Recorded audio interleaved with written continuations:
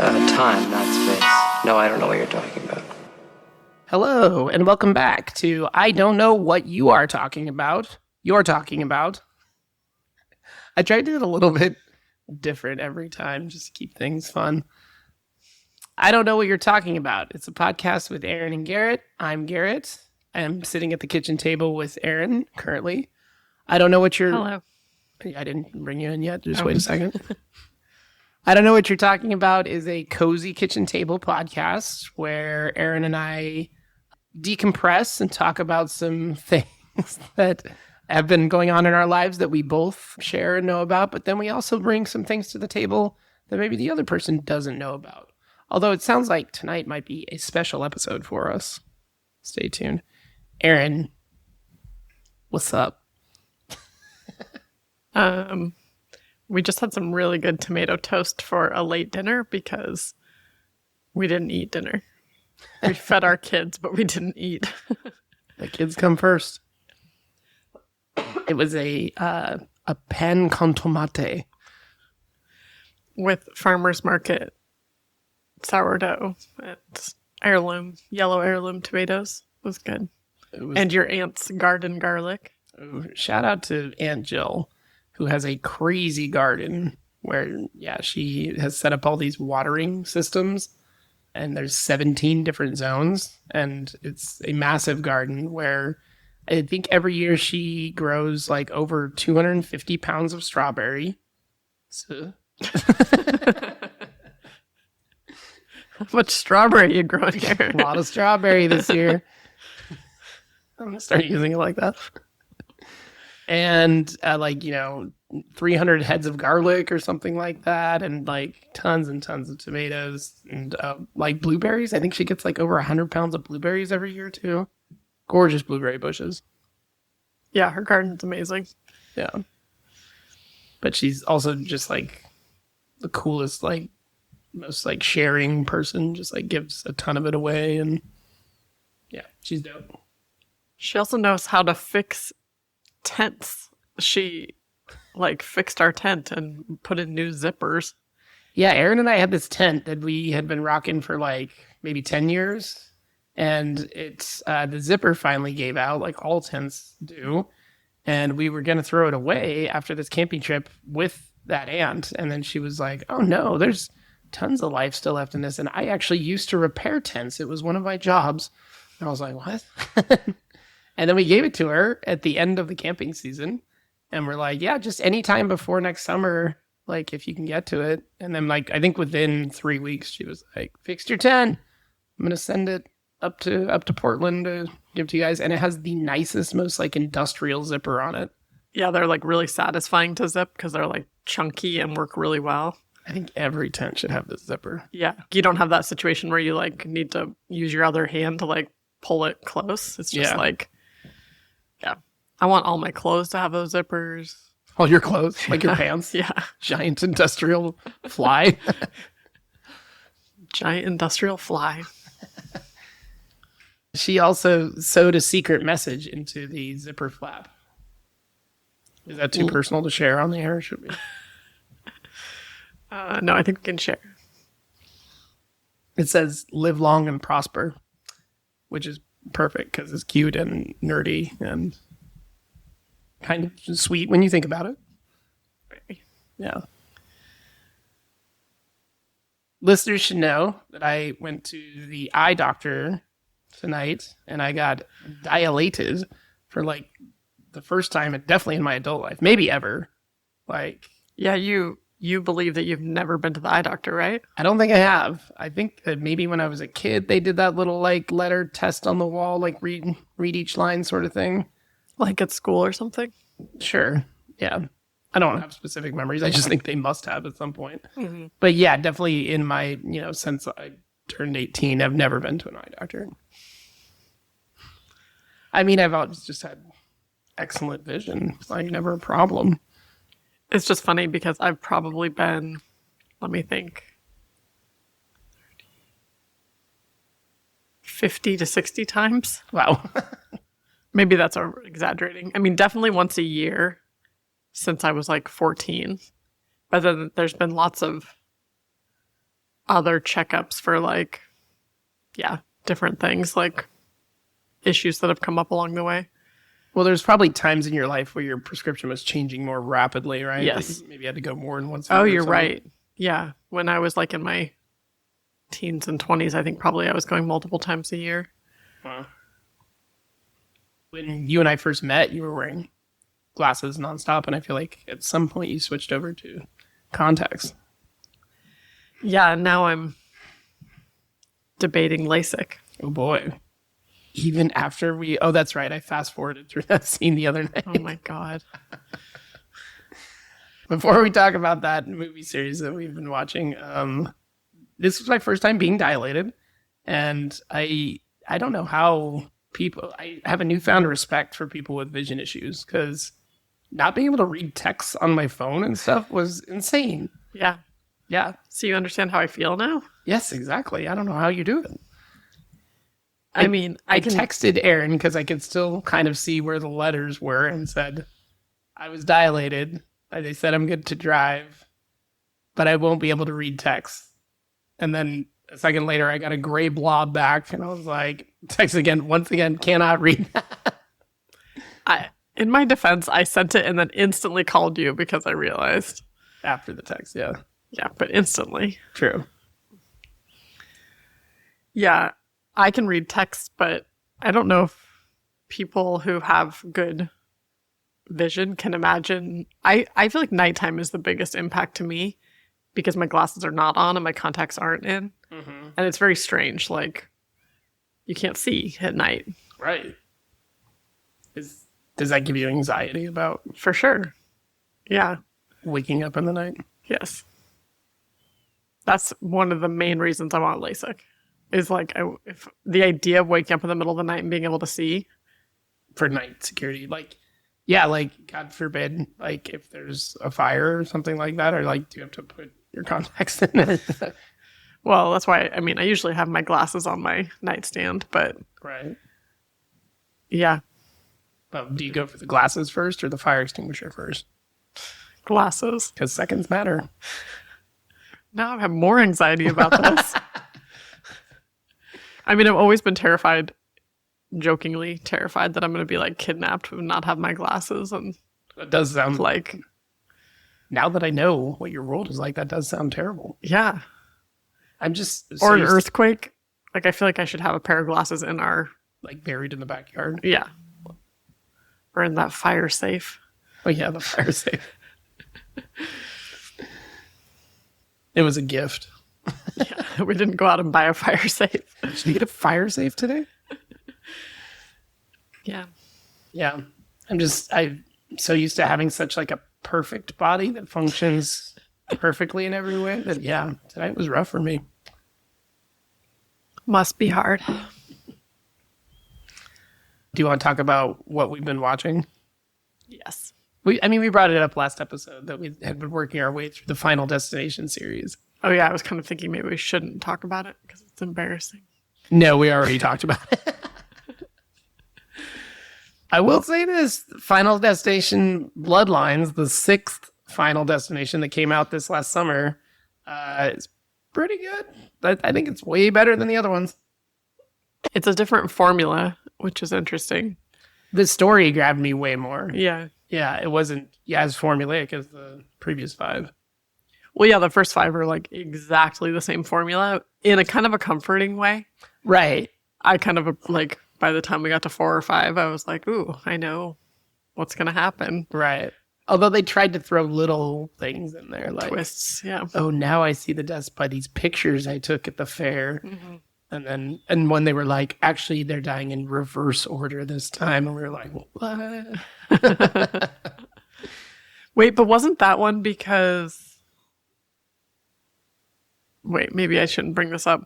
I thought that one was later they figured out it was because all of those people had near-death experiences as kids.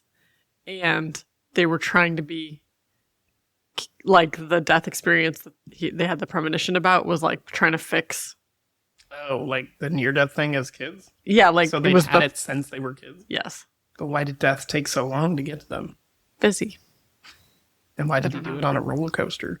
Maybe we need to watch that one again. We should probably watch the whole series again Yeah. just to get our story straight.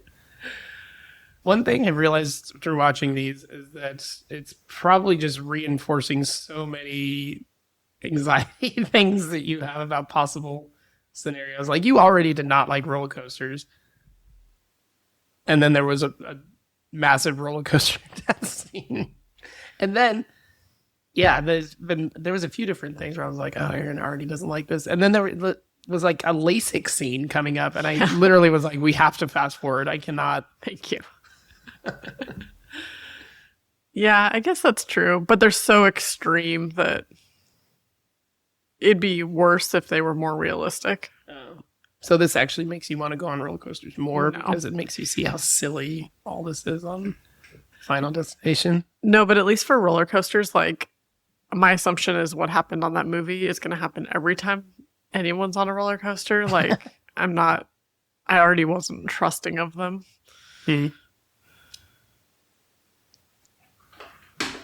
Erin just locked the back door. Is it because we're talking about spooky things? Yes. Oh my gosh, I was just listening to that movie podcast, Screen Drafts, and there was somebody on it that had to watch a horror film, even though she is not a fan of horror films. And don't want to tell you the plot because I kind of want to make you watch this horror film from the 70s.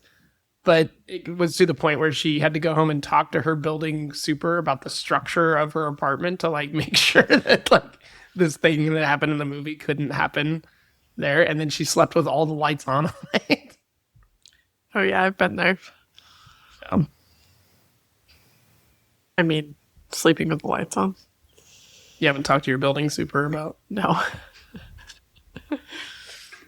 Anything else we're watching? I started a documentary on Netflix. I think you like took the kids on a walk and I was folding laundry or something. But it was Amy Bradley is Missing. I think that's what it's called.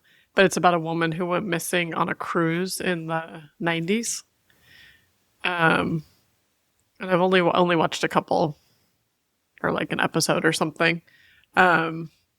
Maybe two. But it was interesting and creepy and sad. Nice. Oh, yeah, you made me watch the preview for it. Yeah. Yeah, I'd like to get into it. It was just a very strange story. Anything else we're watching? Oh, yes.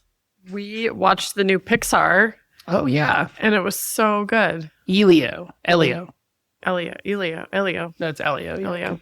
He's a Latino kid. I loved it. Yeah, I thought it was really fun. I thought it was really well done. Very heartwarming. Yeah. I was a little worried because the first scene you know that his parents passed away and he's living with his aunt because of that. And our daughter's really sensitive to things like that in movies. And so I was a little bit concerned, but I think the movie handled it in a way that, yeah, I think it was okay. And I loved the rest of the movie. You know what I just realized is that Pixar rarely does parental death. Yeah, like Disney does a lot. I mean, in Up, that guy's lifelong, his partner dies after they're together for forever, that's why first. Who was that? Some lady that lived with him. Those first 15 minutes of Up are brutal. Yeah, but that's not like a kid losing parents, which Disney does all the time. Wait, is Frozen Disney, not Pixar? Yeah. Yeah. And they used to do so much. I feel like all the 90s Disney movies that we touched on at the last episode last week. Right. I know almost every single one. Okay. So I would highly recommend it. Yeah. I will say that like you mentioned, our daughter's pretty sensitive about like emotional stuff in movies and has famously said that she does not like movies. But so you got to kind of trick her into watching movies. But this one, she was on board for the parental death, and then that kid is getting straight up bullied for part of the movie. Yeah. Like there's a pretty intense scene of those boys like hunting him down and want to beat him up. Yeah. And I thought that was going to be a no-go for her, but she was fine. She didn't even hide during that, which she Right. usually does. Yeah. And then at the end of the movie, she said, I really liked that movie. That was really fun. It was pretty like redeeming qualities. Like he gets out of the bullying. There's like kids apologize. There was a lot that like wrapped up. I felt like. Well, also, this maybe isn't too much of a spoiler to say that like one of the overall themes is parents really doing their best to raise their kids and love them, and maybe not doing the best job of it sometimes, but really loving them ultimately. Mm-hmm. It was great. I'm going to cry right now. Yeah, it was really good. Oh, yeah, I really liked it. Okay, what are we eating? In general? I had thought of a few things. Oh, please, go ahead. Well, one is that we went to the old spaghetti factory yesterday because it was like a school fundraiser. It's the only reason. Yeah. But the whole environment there makes me kind of nostalgic. Like it's like a fancy restaurant that you go to as a kid.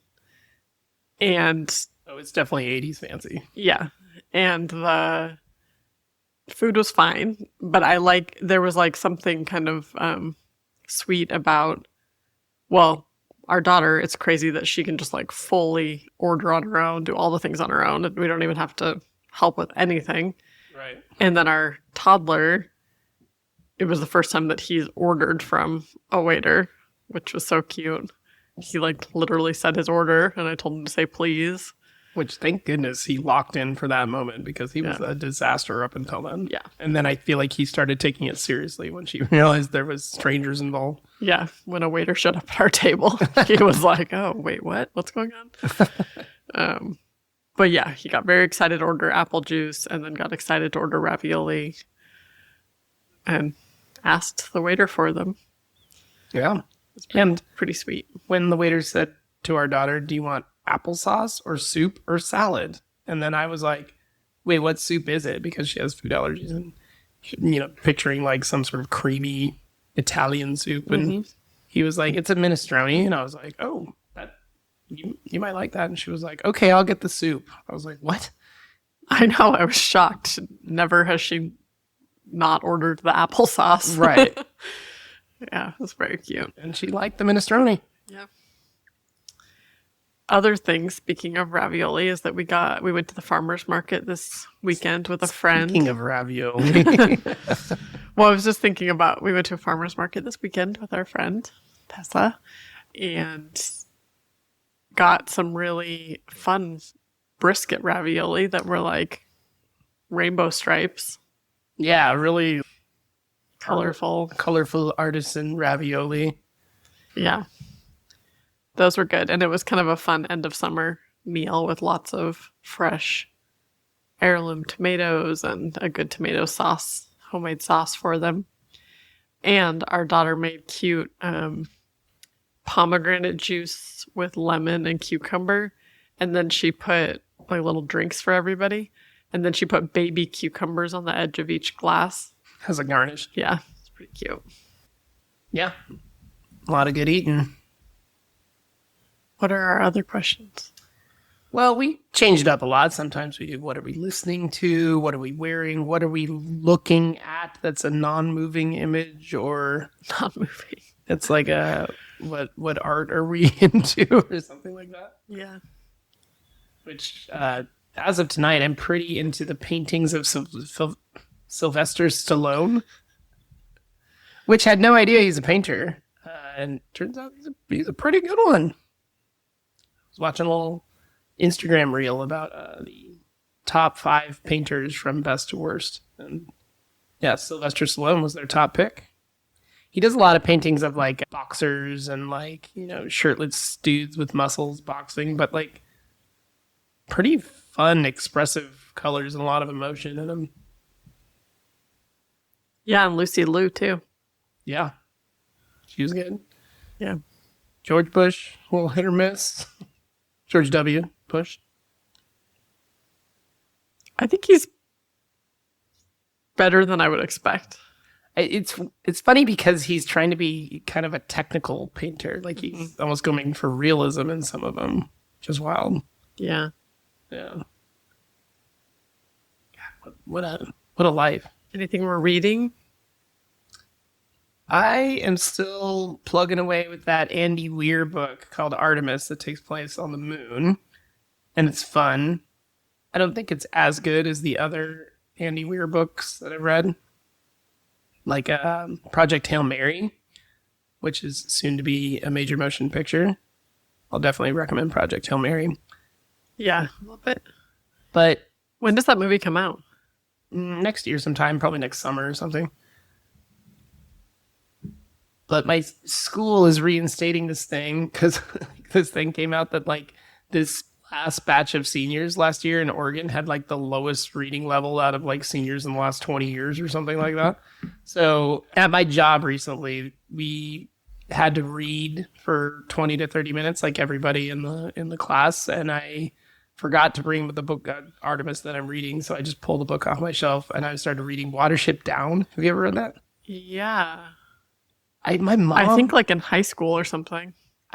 There's a movie of it too, like an animated movie. Yeah. And I have a distinct memory of my mom putting it on when I was too young and it being pretty brutal. Like the rabbits like kill each other and stuff. I was just going to say, this is the rabbits, right? Yes, yeah. It's the rabbit book. Okay. Yeah. So, but I read like 25 pages in it and it was like kind of grabbing me a little bit. So stay tuned for my updates on Watership Down, which will happen every other Wednesday for the next 6 months.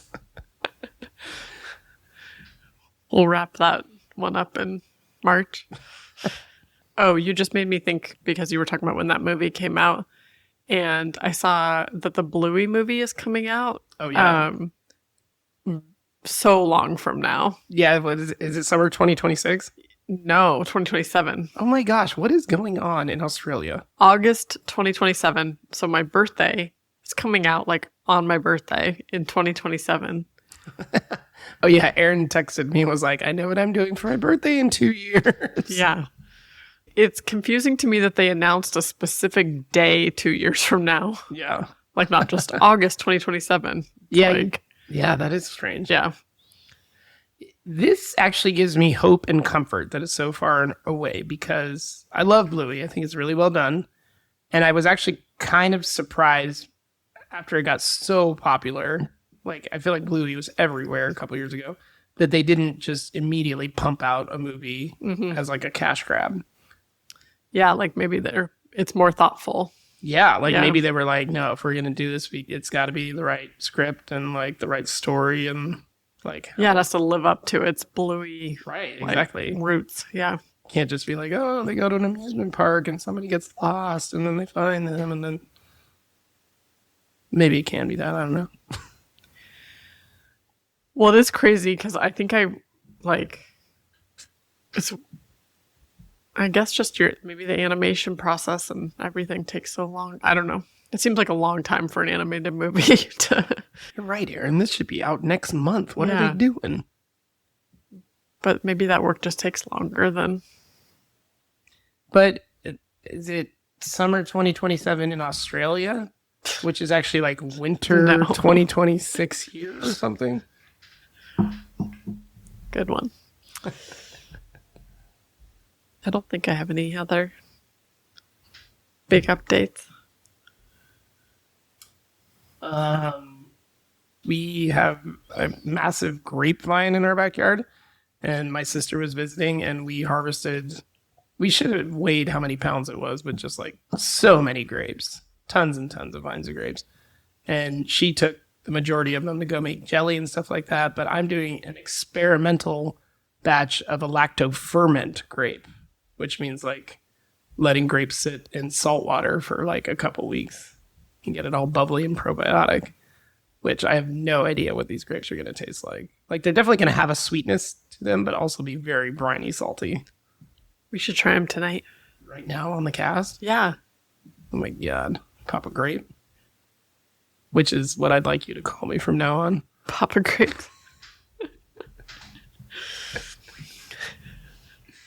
Do you want me to grab them? Yeah. I could get a couple of them out there without ruining them. I think they're done. Right. I Maybe just don't ruined. want to process this giant tub of grapes on the podcast. Right. No, if you can grab a few, then we can process post-cast, post-pod. He's getting a bowl. He's getting a spoon. Maybe a fork. Opening up the jar. Oh my gosh, so many bubbles. There are so many bubbles. Ooh, that smells weird. It smells weird. Hope we don't die. Yeah, me too. No, this all makes that impossible. Garrett thinks the salt makes it impossible for us to die. I'm so curious if they're mushy or firm. Yeah, it definitely smells like some old wine. It smells like old wine. This to me smells like a beer the next morning after it's flat. Yes, like stale alcohol, right? Yes. Yes, that's what I got too. It's like when you take out the recycle. Yes. Yeah. I wonder if it's going to taste like Dale recycle. We're like, ooh, take out the recycle after a party. Here, give me. Should we eat one at the same time? Yeah. All right, ready, Okay, set. wait. Okay. Oh. Interesting. It's not too dissimilar from just a crepe. But there's a fizziness inside of it. Probiotics. Yeah. Does that mean I can turn this into like a bubbling wine? Like a frizzante? It's just interesting because it's all like contained, but the fizziness is under the skin. So fizzy. Into it. It's interesting. The flavor is very neutral, like halfway between sweet and salty. Yeah, for sure. Made my tongue kind of puckery, like raisiny. Which makes sense because they're grapes. Yeah, what should I do with them? Like just... Anyway, we can figure this out off podcast. All right. Should we go to our topics? No. Sorry to shut you down, Erin. But I just would like to do a little something called Name That MacGuffin. Bum, bum, bum, dun, dun, dun, dun. Well, Erin, last week was terrible. So today I decided to go with one that I think is attainable. And I only have one, by the way. I don't have like 4 or 5. Okay. And I That's think a lot of pressure. it's a movie that you're very familiar with. So you're definitely going to get this. Oh, God. All right, you ready? Yeah. The movie is maybe the best action movie of all time. Terminator 2 Judgment Day. What is the MacGuffin? The kid? Absolutely, that is right. The kid, aka John Connor. Yeah, he grows up to be that dude in the military that helps lead the resistance against the robots. And so the resistance sends back Arnold Schwarzenegger to protect him. But then the T-1000, one of the greatest villains of all time, is sent back to kill John Connor. So both sides are trying to get him. He's a MacGuffin. Good one. I guess he's not unimportant, though. Or I guess he's unimportant in the grand. Like, we don't care about seeing him grow up and, like, fight the army stuff. Does a MacGuffin have to be unimportant? I mean, can't it just be the thing that's driving the... I don't know. I was Sorry. thinking about this, and I'm not sure. Well, you mentioned our topics, Erin. Are you being weird? But we decided to do something new tonight. We do have some topics for next week for sure, but I think tonight's episode we might just call I'm Feeling Lucky. No. I just went to the Google page. There used to be that button that says I'm Feeling Lucky. It's there. Really? I'm on the Google page looking at it. What website did you go to? I went to www.google.com. Oh, weird. Okay, I think it was my Chrome had like its own custom thing going on. Were you on Bing? I was banging. No, binging. Bang? Did you say bang? I said Bing. Oh. You changed it to Bing. Bing. I was not on Bang or Bing. I'm on Google. So I think the idea tonight is that Erin and I are going to take turns hitting the I'm feeling lucky button and seeing what comes up and then explaining something to the other. There might be some real time like learning that goes on, but we'll edit that out through movie magic. We'll edit out all real-time learning. I think we should still, play rock, paper, scissors to decide who hits the I'm feeling lucky button first. All right. So we are going to play best 2 out of 3, rock, paper, scissors, boom, boom, shoot. And you know the rules. Paper covers rock. Rock smashes scissors. Scissors got paper. All right. My paper covered Aaron's rock. Oh, my scissors cut Aaron's paper. Did you Google rock, paper, scissors? All right, who's going first? I'll go first. Okay. All right. I'm feeling... Whoa. If you hover over the I'm feeling lucky button, it changes to something different. Like I'm feeling funny. I'm feeling artistic. I'm feeling stellar. I'm feeling adventurous. Whoa. Can I just hit lucky? I'm feeling trendy. Okay. I hit I'm feeling curious. Whoa. What Great Lake caught on fire? When Lake Erie, or more exactly the Cuyahoga River, which flows into Lake Erie, caught fire in 1969, it ignited a firestorm of public outrage over the indiscriminate dumping of sewage and industrial chemicals into the Great Lakes.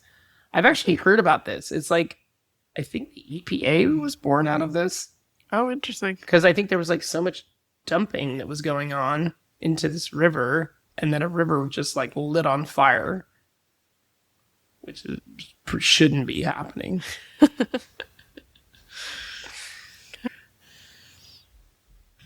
The fire burned on June 22nd, 1969. It lasted about 30 minutes and did relatively little damage.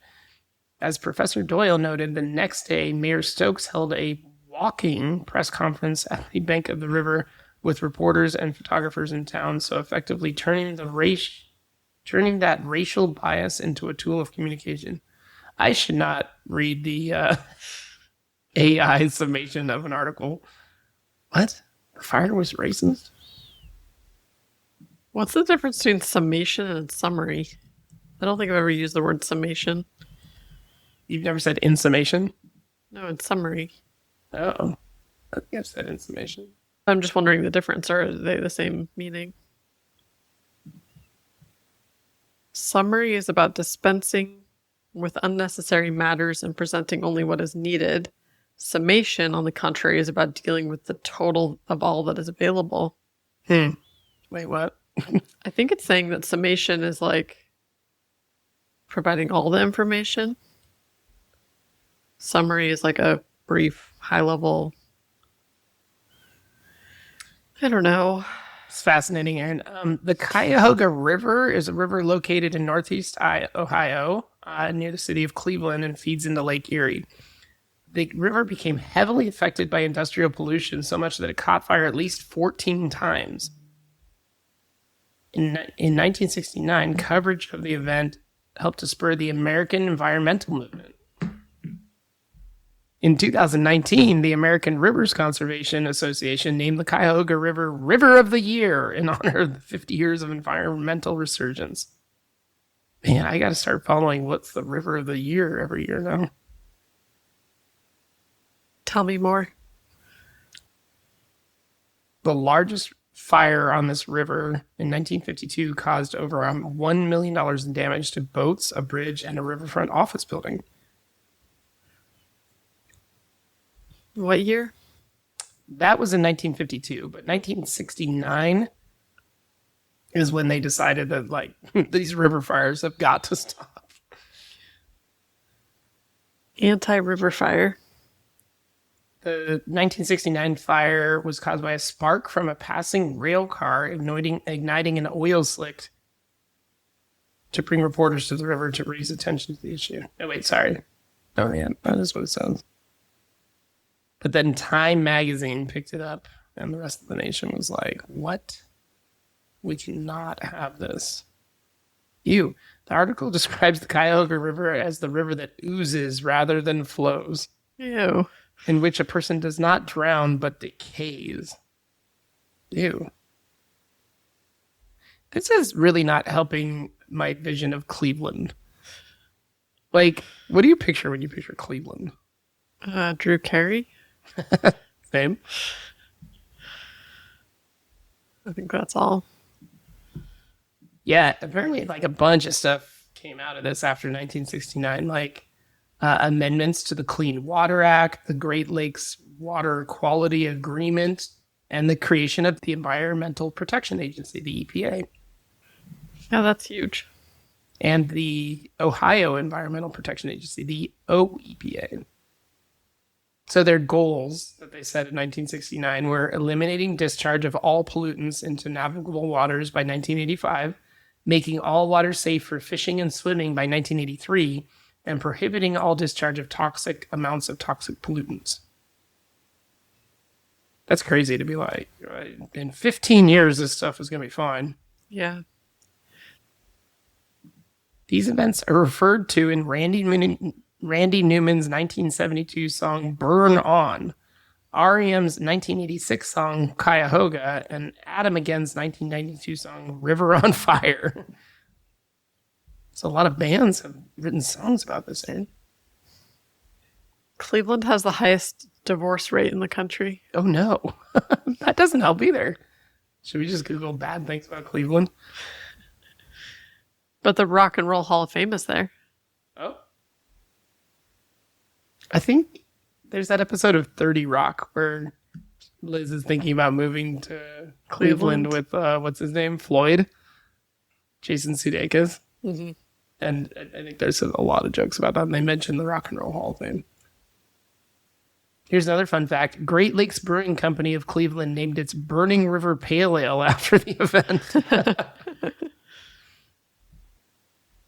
Thank you for telling me about the burning rivers. No problem. Yeah.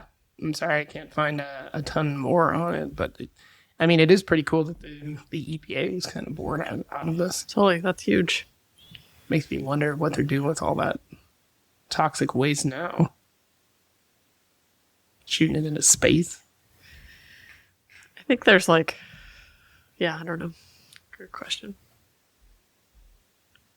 Should I go? Hold on, I want to Google positive facts about Cleveland just so we don't eliminate any Cleveland listeners. Well, the AI Google overview is fun things to do in Cleveland include visiting the Rock and Roll Hall of Fame, exploring the arcade, I don't know what that is, seeing the Cleveland Museum of Art, touring the house from A Christmas Story, enjoying the outdoors at Cleveland Metro Parks and the Cleveland Botanical Garden, and catching a show at Playhouse Square. Oh, they also have the world's largest rubber stamp. What? All right, now I'm going to go. How big is it? Cleveland big rubber stamp.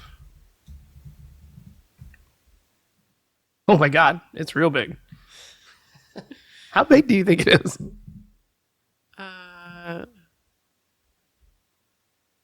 Like a house.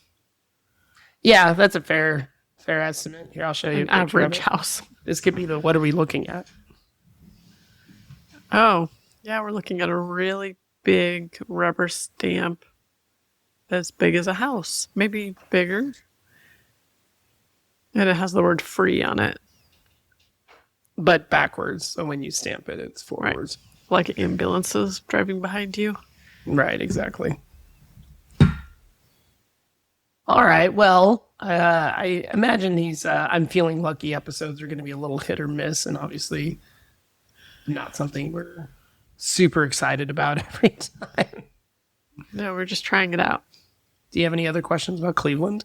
No. Okay. All right, Erin, your turn. Okay.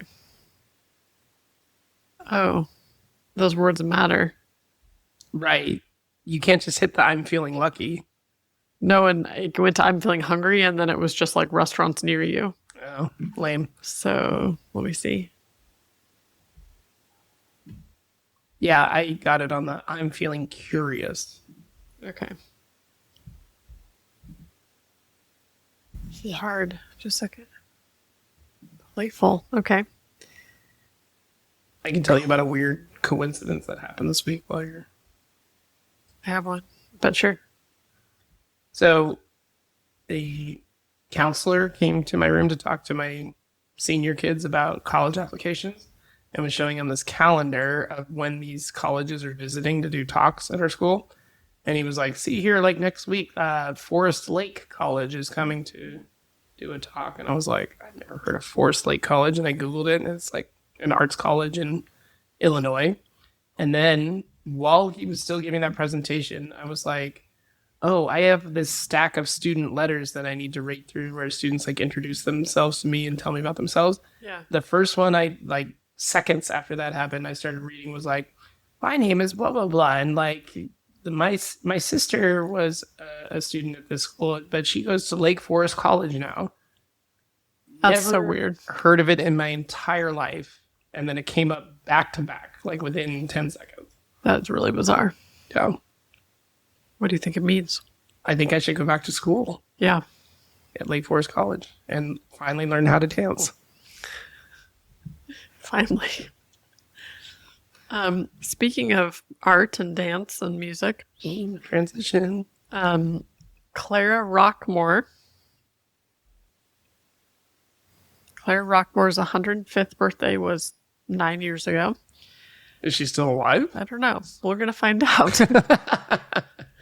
Is she still rocking more? She was trained from a young age as a violinist and eventually gave it up due to physical strain. But that led her to discover the theremin. Ooh. And if you don't know, the theremin is a gesture-controlled instrument that you put your hands in over it, and it makes music. Over it? On it. Next to it. I mean, yeah, in proximity to. In proximity to it.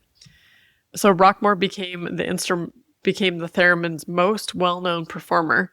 Wow. And also influenced the development of the theremin. She convinced theremin that it should be made more responsive and offer a greater range of notes, 5 octaves instead of 3.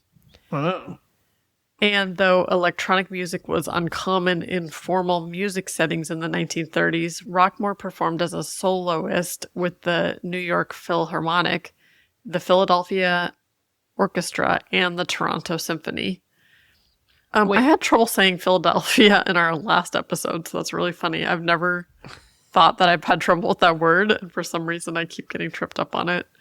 How did you pronounce it wrong, or is it just No, I think that I stumble? I stumble. I think I want it to be Philadelphia. I mean, I think Philadelphia. I keep saying Dolphia instead of Delphia, kind of. Like Philadelphia. Philadelphia. Yeah. You could just say Philly. Philly. You sound like you're local. Listeners should know Erin's still eating the funky grapes. They're so good. Oh. Okay. Clara Rockmore. Wait, I have a question. You said that she was playing the theremin in the 30s? Yes. When was the theremin invented? I will tell you that. But I will tell you that she was born in Lithuania in 1911. Wow. And died in 1998 in New York City. Wow.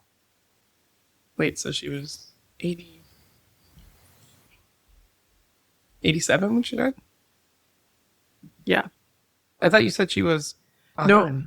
No, I think it was like her 105th birthday. Like, oh, she would have been 105. Yes. Yeah. Like they were celebrating her life on what would have been her, like, on the anniversary of her birthday. Okay.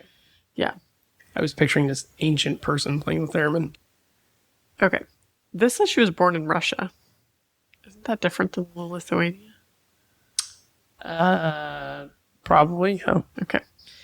I mean, Russia's not around anymore, right? What? Or no, I'm thinking USSR. Yeah. Aaron cut that part out where I didn't know about Russia.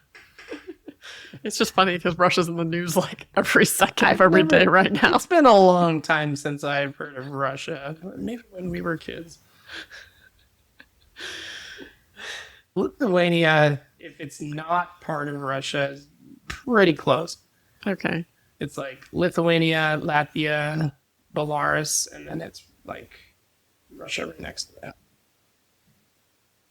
Lithuanians probably wouldn't appreciate us calling them Russians. Well, I'm curious if at this time it was for some reason. Is that Belarus, not Belarus? Aaron, cut that part out where I said Belarus wrong.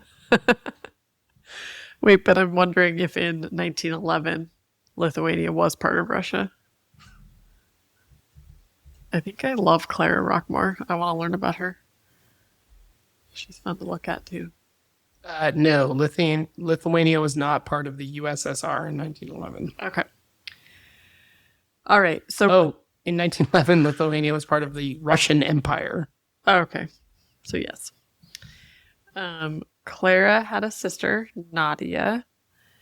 In 1921, the family was able to book a passage on a steamship that was bound for the U.S. And they went through Ellis Island. They went through Ellis Island and arrived in New York Harbor in December 1921. I went to Ellis Island and learned about my family members that arrived there. Oh, nice. Yeah, because you can like look them up in the directory things they have there. Cool. The records. Looking them up. In New York, Clara resumed her studies with important musicians, and then she made her American debut. But she developed an arthritic problem with her bow arm. Oh yeah, this was when she was playing violin still. Right, she was violining too hard and too often. Yeah, so she had to give up the violin. But luckily, she had met Leon Theremin. Ooh, titular. Yeah. That's an Americanization of his name, Lev Terman, as he was known in Russia, the inventor of the world's first electronic instrument. I never thought about the theremin being like a low impact sport. Like, Yeah. oh, you can't handle a bow on a violin. Like, what about if you just touch air around a metal rod? Yeah. Better for your joints. Her quote is, "I was fascinated by the aesthetic part of it, the visual beauty, the idea of playing in the air," Clara recalled, "and I loved the sound. I tried it and apparently showed some kind of immediate ability to manipulate it." So then she was gifted the RCA model theremin, and that was the start of her new life and career. She soon developed her own finger technique, allowing her infinitely greater control of pitch and phrasing. Infinitely? Yeah. This is a wild I don't know how sentence. they measured that. And a few years later, she played with the Philly Orchestra. What? Within a few years? It was a callback. I called it the Philly Oh, Orchestra. Philly. Sorry. Philadelphia. Philadelphia. Oh, I was just wondering about this. I was wondering if her and Mr. Theremin were love interests. Although Theremin proposed to her, Clara married attorney Robert Rockmore and used his name professionally after that. So then she became Clara Rockmore. Do you think he proposed after seeing like her infinitely precise hand movements in the air? The attorney or Mr. Theremin? Mr. Theremins. Leon Theremin or Lev Termin?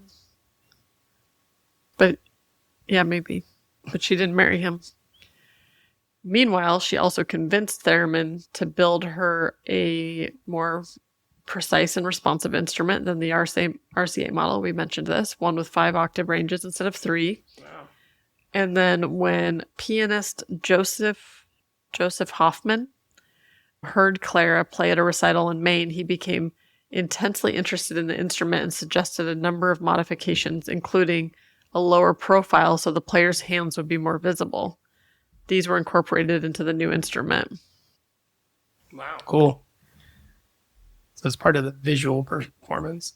I will say it is pretty fun to watch somebody that's good at the theremin, like stroking the air and like getting really good sound out of it. In 1977, Clara Rockmore had her first commercial LP come out.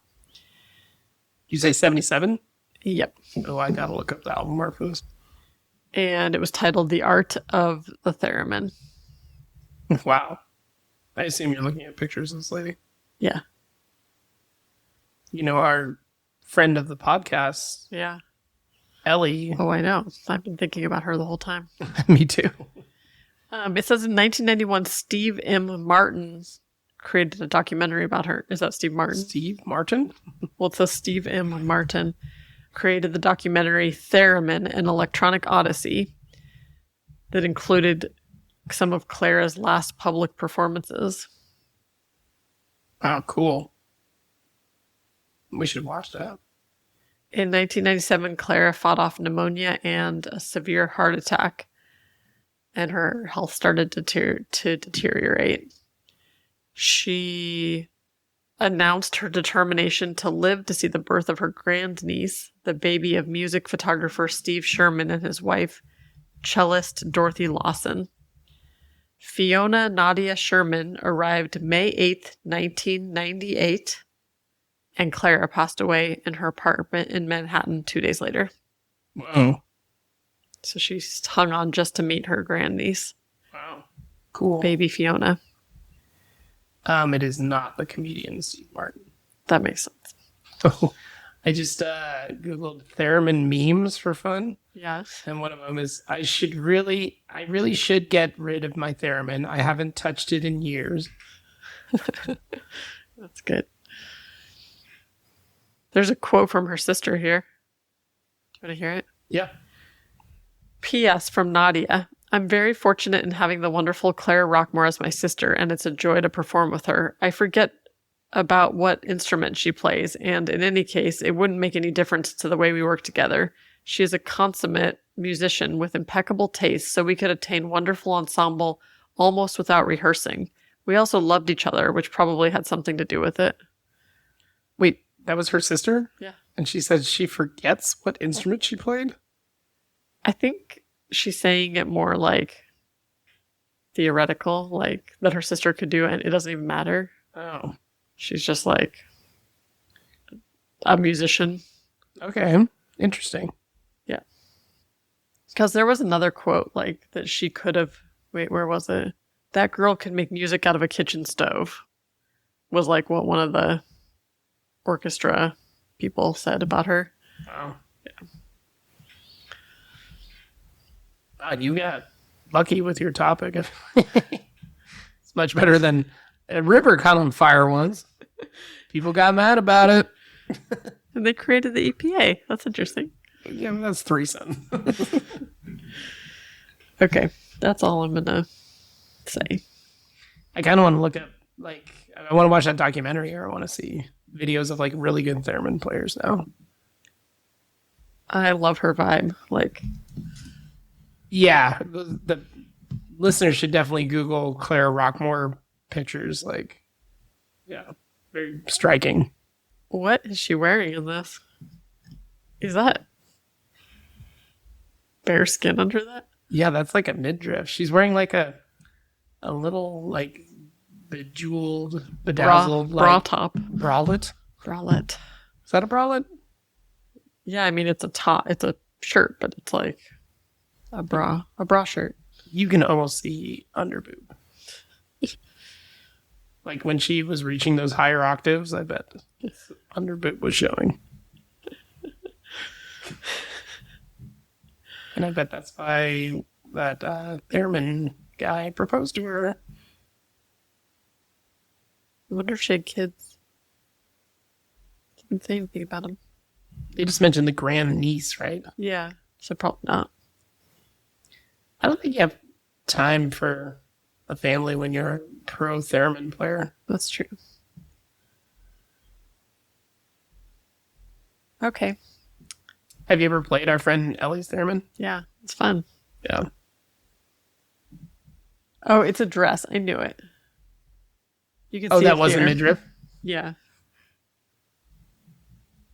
Okay. It was not a bralette. It was like a... It's like the top of a dress. Right. The dress is like... It's like if you hung a long curtain on a bralette.